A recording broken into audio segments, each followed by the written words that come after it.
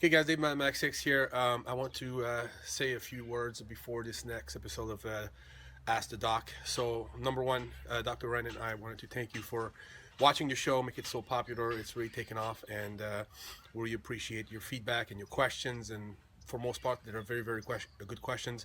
But what I want to say is a few things. Number one, before you submit your question, please review all the existing show already because a lot of material have been covered, and a lot of time people are sending me questions that have been answered already. So I cannot ask the same questions over and over to the doc. So make sure to review the previous shows before you submit the questions. That's very important. Also, usually when I shoot with Dr. Ren, it's maybe once every 3 or 4 weeks. So he's not, he's really busy. So I don't have access to him on a weekly basis like I do with Eric Brozer or some other people. So please be patient when you submit your questions. Usually what we do is we shoot for about an hour and 15 minutes. We can answer about 10 to 12 questions at a time. And usually what I'll do is I'll do each show about 2 to 3 questions, which lasts about 15 to 20 minutes. So it might take a while before your question is answered and actually put on the channel. So don't despair if it's a good question. Usually I will ask the doctor, and also I always answer everybody who sends me an email concerning questions. But please be patient, and we will answer your question in due time. And that's it. Thanks for watching the show, guys. Doc, what is TB500? I've been told it's similar to growth hormone. From what my friend says, it promotes creation of new blood and muscle cell. He also says that the front of his got shredded on it. What do you think of it? TB500 is thymosin 4 beta, I think something like that is another name for it, and I think this is the peptide name for it.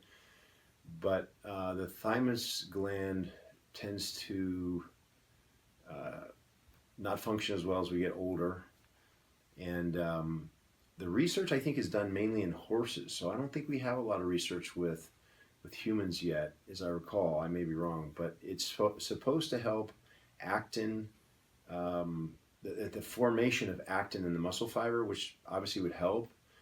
I guess to get leaner if you're repairing your muscle tissue better, and of course any endothelial factors to help.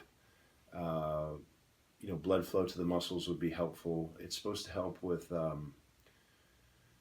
cell migration and proliferation, but I think more specifically, it's in the muscle fiber itself to create more actin. So in that way, yeah, I could see it being used for reduction of inflammation and repair of muscle. And of course, if you repair muscle, the more muscle you have, the more you're burning calories even while you're sleeping. So I could see somebody getting more lean if over time they're building more muscle. But I wouldn't think of it necessarily as a fat burner or something like that. But Or a GH replacement or something like Simone? yeah, not yeah. I mean, again, it's a different mechanism totally than the way GH or IGF-1 would work.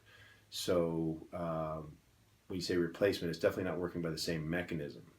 But Again, I think sometimes people send us questions such as this TB500 and Keel a bit earlier before because they're trying to find out, okay, I can't afford GH or I can't take GH, or it's not accessible to me, whatever. What could I use instead? So they come up with those, roundabout, and they don't always realize Somorelin will be better or something else will be better. I mean, the guy who mentioned the MK3, you were actually kind of impressed with that one, and you're going to research it more. So I think these people are just hearing about from a friend or whatever about certain peptides, and they're like, "Was this good?" And I think that's what we're dealing with well, here. that's the market. I mean, that's why the market is building up for these so-called here so far mainly illegal peptides, Mm-hmm. because people want to either avoid the doctor, Mm-hmm. Pay us money. the gatekeeper, if you Yeah. will, or it's not legal, and they say, well, let me try a better way. Some of it's from frustration, some of it's misplaced, obviously, because again, it could be just the training technique is off. But it's also human nature. I agree to see if we can find a better way, and medicine is trying to manipulate the body in a way that we want to manipulate it. Um, People get caught up in the natural or normal. It's natural and normal to get sick and die one day. So, I love when you say whether that. it's the discovery of the penicillin and how that works, or the way we use testosterone, the way we're finding out that stem cells work. I mean, the idea is to improve the quality of life, to repair the human body, and also, if we can, improve longevity as well. So these peptides are exciting. I don't know if I think what we need is the pharmaceutical companies to latch onto these and start doing some research. As I said, with the TB500, there isn't a whole lot of research that I found. A patient of mine asked me about that probably a year ago, and I dug into it. And again, I think the studies were mainly with horses, the best ones, and why people aren't pursuing that more, people being the pharmaceutical companies or some private individuals, I don't know. Maybe there's not enough money.